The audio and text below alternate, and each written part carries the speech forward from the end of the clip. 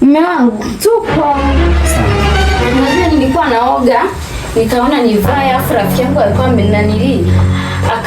Nikamwambia je, fungua mlango, akasema mimi kitasa sikiwezi.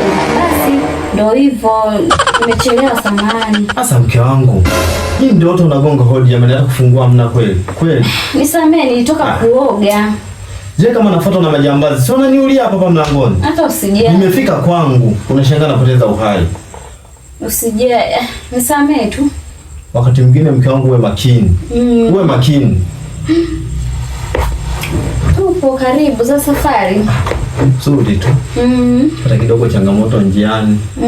Nipata kidogo changamoto lakini tutaongea kidogo. Sawa. Ni nani? Rafiki yangu. Natoka kijijini huko nyumbani. Sawa. Shida mke wangu naye naona woga. Shida unaogopa.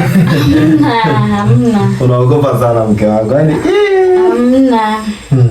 Karibu sana Shem. Huyu anakuwa na aibu huyu achana naye. Unajua watoto kijijini wanakuwa na aibu. Lazima umkaribishe mtu. Huwezi kusema ukae kimya, lazima umkaribishe.